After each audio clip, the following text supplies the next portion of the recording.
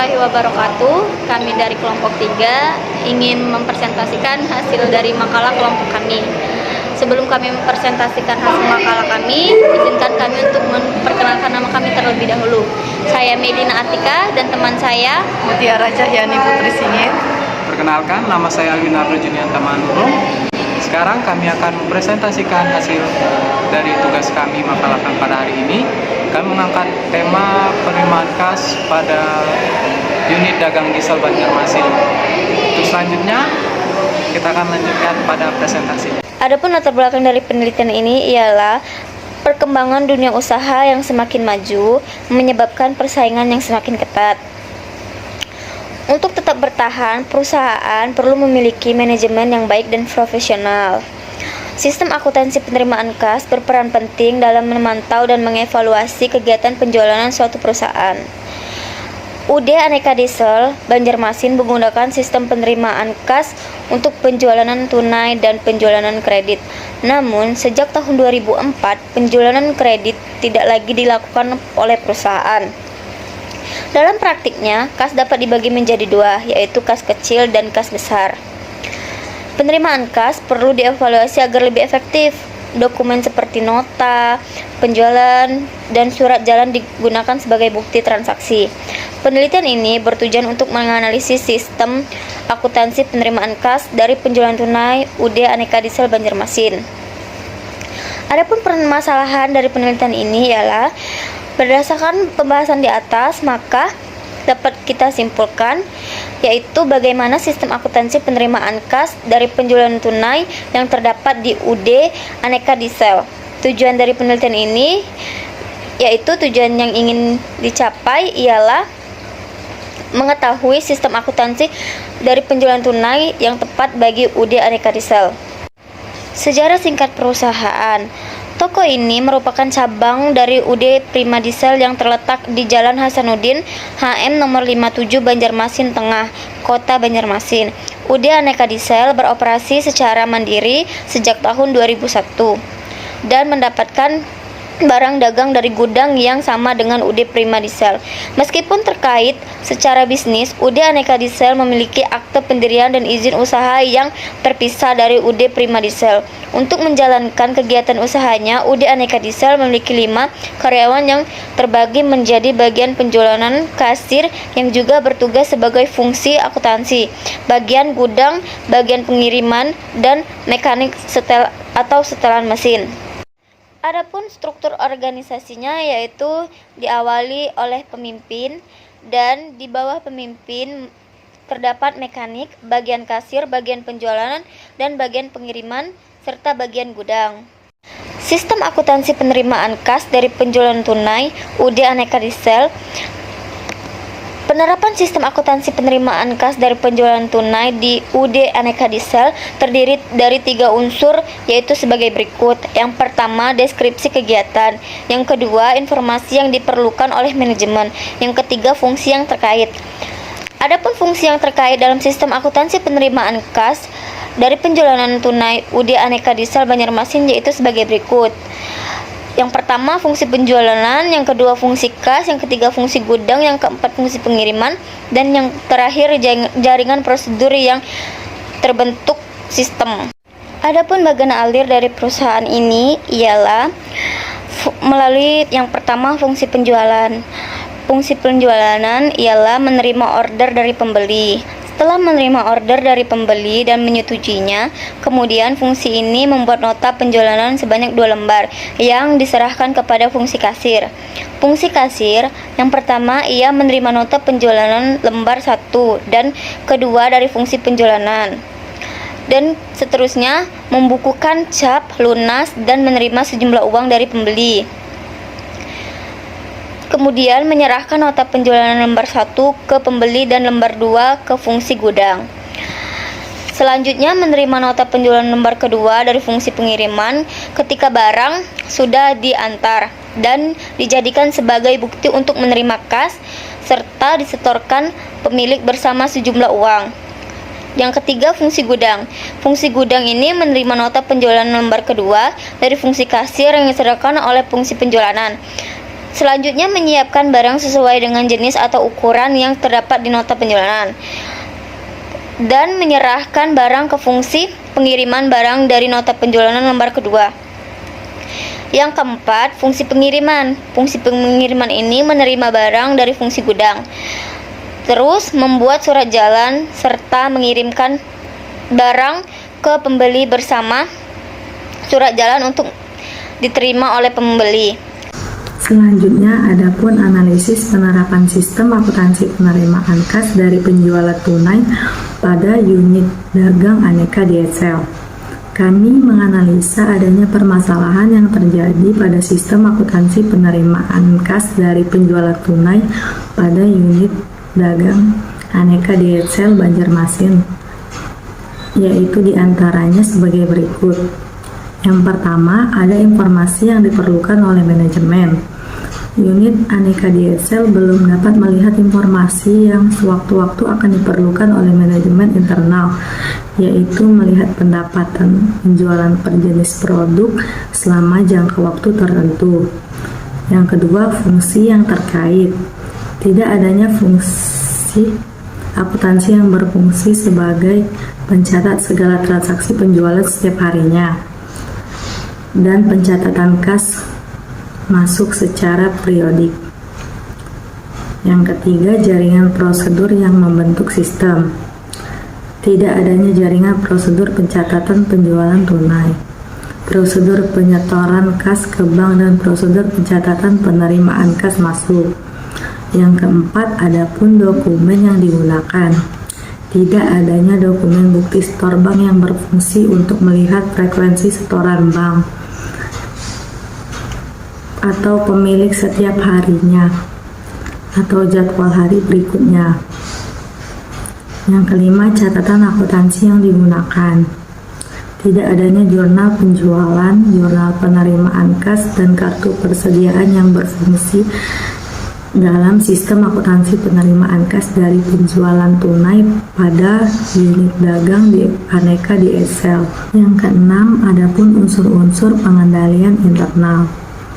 Yang pertama, organisasi tidak ada pemisah fungsi secara tegas antara fungsi kas dan fungsi akuntansi.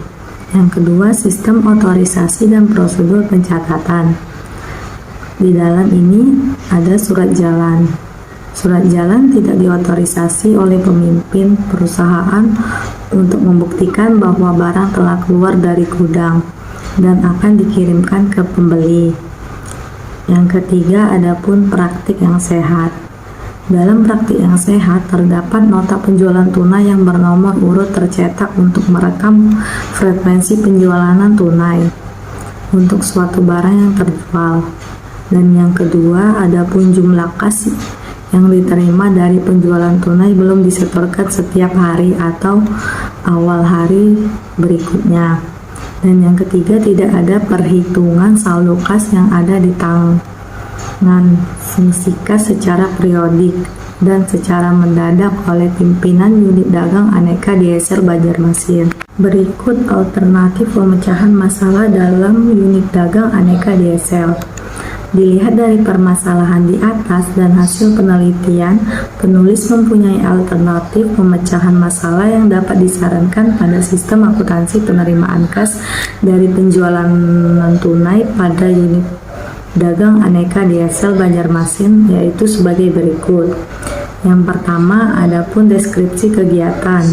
Dalam deskripsi kegiatan penerimaan kas dari penjualan tunai pada unit dagang aneka DSL Banjarmasin sudah tepat dan sesuai tanggung jawab dalam kegiatan penjualan barang terhadap pembeli. Yang kedua, informasi yang diperlukan manajemen atau yang disarankan. Informasi yang diperlukan manajemen pada sistem penerimaan kas dari penjualan tunai yang disarankan yaitu jumlah pendapatan penjualan menurut jenis barang. Yang kedua, jumlah kas diterima dari penjualan tunai. Yang ketiga, adapun fungsi yang terkait yang disarankan. Fungsi yang terkait dalam sistem akuntansi penerimaan kas dari penjualan tunai yaitu fungsi penjualanan. Fungsi penjualanan yaitu yaitu bagian penjualan dalam transaksi penerimaan kas dari penjualan tunai untuk bertanggung jawab menerima order dari pembeli, mengisi nota penjualan dan menyerahkan nota tersebut kepada pembeli untuk kepentingan pembayaran harga barang ke fungsi kas, yaitu bagian kasir. Yang kedua, fungsi kas. Fungsi kas yaitu bagian kasir dalam transaksi penerimaan kas dari penjualan tunai. Fungsi ini bertanggung jawab sebagai penerima kas masuk dari penjualan barang dari pembeli. Yang ketiga, fungsi gudang. Fungsi gudang yaitu bagian dalam transaksi penerimaan kas dari penjualan tunai, bertanggung jawab untuk mempersiapkan barang yang dipesan oleh pembeli serta menyerahkan barang tersebut ke fungsi pengiriman. Yang keempat, fungsi pengiriman. Dalam fungsi pengiriman ini adapun transaksi penerimaan kas dari penjualan tunai untuk bertanggung jawab mengirimkan pesanan barang yang telah dibayar oleh pembeli dan menyerahkannya kepada pembeli. Yang keenam, fungsi akuntansi, yaitu bagian akuntansi dalam transaksi penerimaan kas dari penjualan tunai. Fungsi ini sebaiknya dilakukan terpisah oleh fungsi kas, karena fungsi ini fokus sebagai pencatatan transaksi penerimaan kas dan merekam transaksi penjualan ke dalam jurnal penjualan. Selanjutnya adapun struktur organisasi unit dagang aneka DSL, yaitu pimpinan. Pimpinan bertugas memberikan arahan kemana organisasi akan dibawa.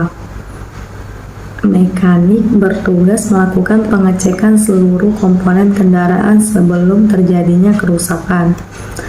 Bagian akuntansi bertugas dalam menyiapkan bahan koordinasi pembinaan dan petunjuk pelaksanaan akuntansi.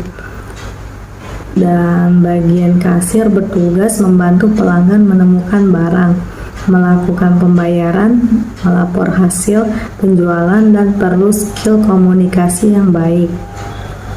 Selanjutnya, bagian penjualan bertugas menawarkan barang atau jasa produksi perusahaan kepada konsumen. Bagian pengiriman bertugas mengirimkan barang yang dipesan ke pelanggan. Dan yang terakhir, bagian gudang bertugas mengatur dan memastikan bahwa pendistribusian dapat berjalan dengan lancar serta stok bahan baku masih dapat memenuhi target produksi. Berikutnya, jaringan prosedur yang membentuk sistem. Yang pertama, prosedur order penjualan.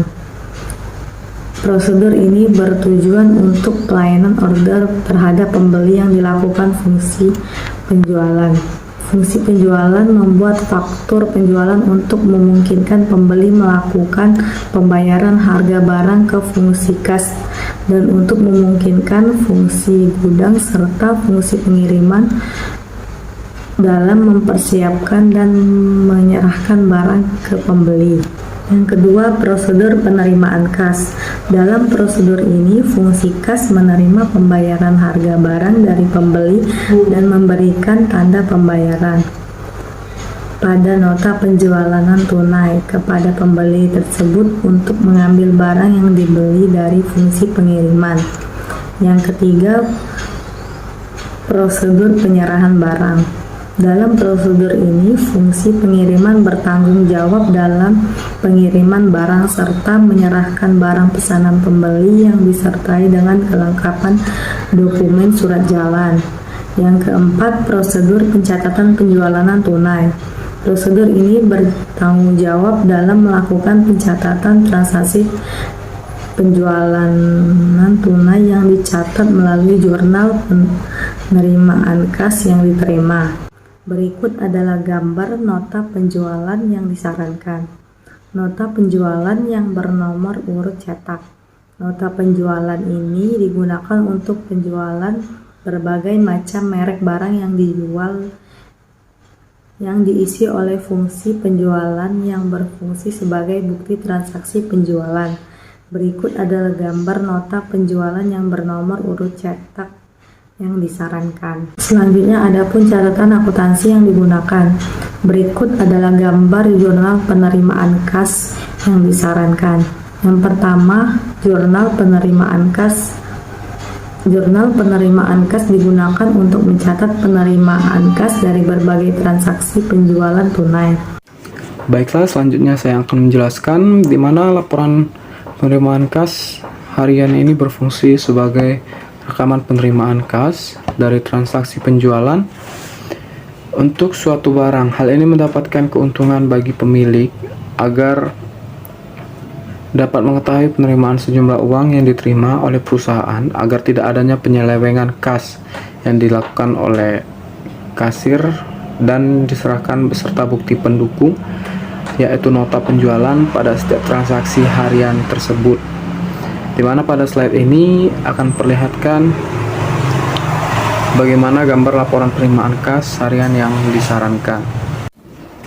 Baiklah, pada slide berikut kami menampilkan bagaimana flowchart atau bagan alir yang kami sarankan mengenai sistem akuntansi penerimaan kas secara tunai, di mana di sini kami menyarankan bahwa dimulai dari bagian penjualan dengan menerima order dari pembeli, kemudian mengisi nota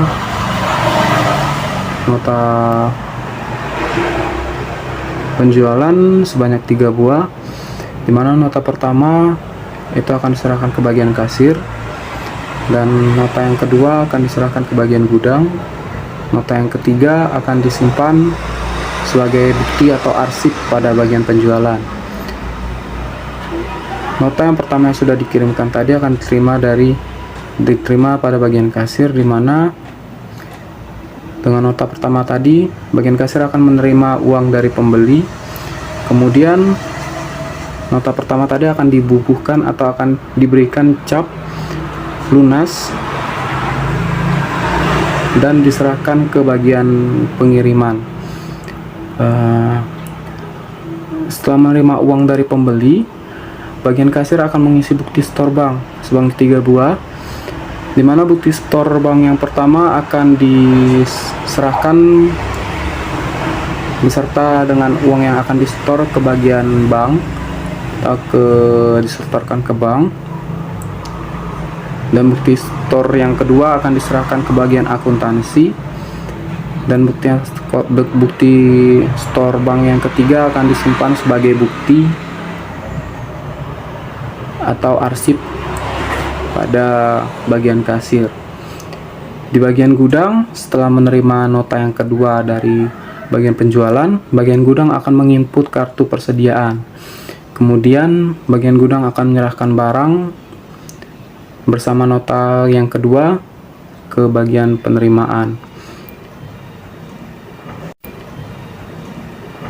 Pada bagian penerimaan, nota yang pertama yang diterima dari bagian kasir dan nota yang kedua yang diterima dari bagian gudang beserta dengan barang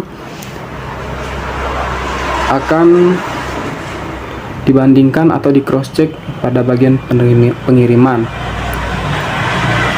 Ketika dianggap sudah sesuai atau sudah pas, maka bagian pengiriman akan membuat surat jalan, kemudian diotorisasi oleh pimpinan dan atas pejabat yang berwenang, dan menyiapkan nota pertama, nota kedua, dan surat jalan, di mana nota pertama akan diserahkan ke pembeli, yaitu bersama dengan barang sebagai slip pembungkus, dan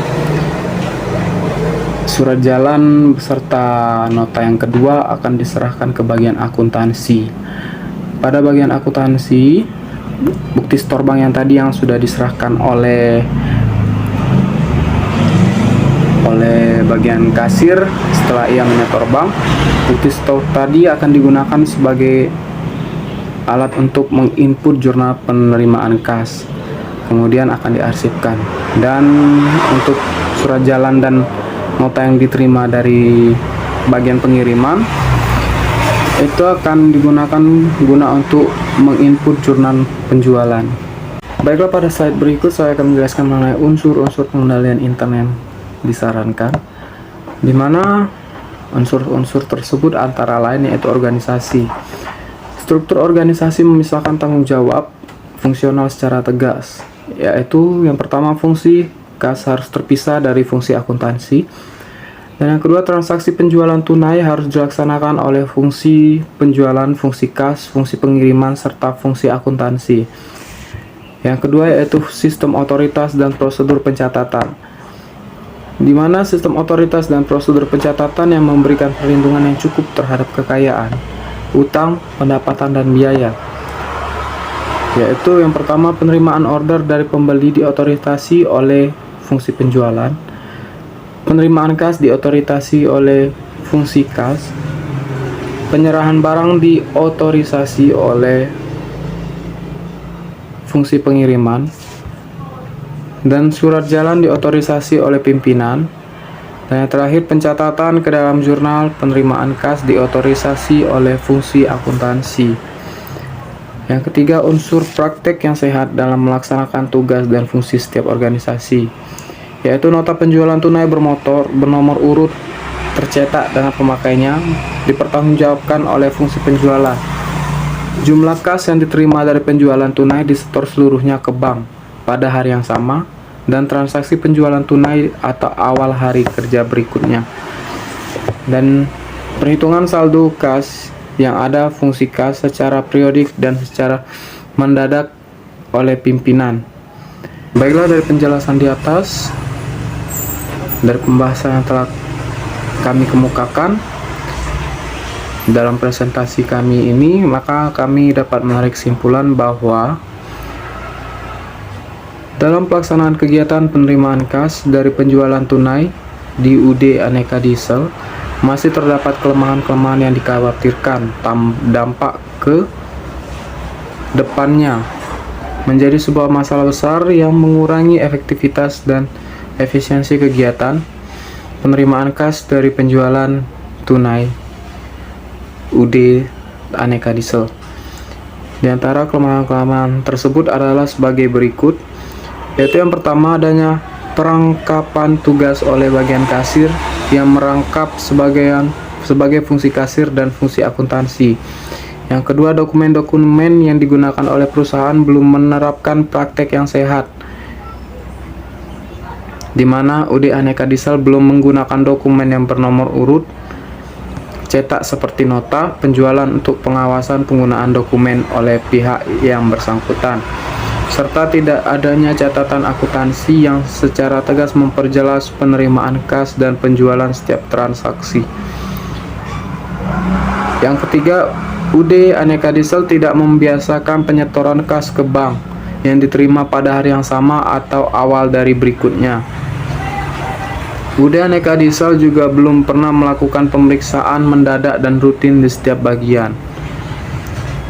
Saran kami, berdasarkan atas kesimpulan di atas, sistem informasi akuntansi yang baik adalah dapat menjaga keamanan harta dan aktiva perusahaan dan adanya catatan akuntansi yang digunakan oleh suatu perusahaan. Maka kami mengemukakan beberapa pemecahan permasalahan yang disarankan kepada pihak UD Aneka Diesel, diantaranya. Yang pertama, UD Aneka Diesel sebaiknya melakukan pemisahan tanggung jawab secara tegas. Dokumen yang digunakan yaitu nota penjualan sebaiknya dibuat bernomor urut. UD Aneka Diesel sebaiknya mulai membiasakan melakukan penyetoran kas di bank di hari yang sama atau awal hari berikutnya. Untuk mengurangi kemungkinan terjadinya penggelapan dan penyelewengan kas yang diterima oleh bagian kasir, sebaiknya manajemen internal UD Aneka Diesel melakukan pemeriksaan rutin dan mendadak terhadap jumlah kas yang ada di kasir. Sekian hasil dari presentasi kami. Terima kasih untuk teman-teman sudah mau mendengarkan, dan kiranya ada kurang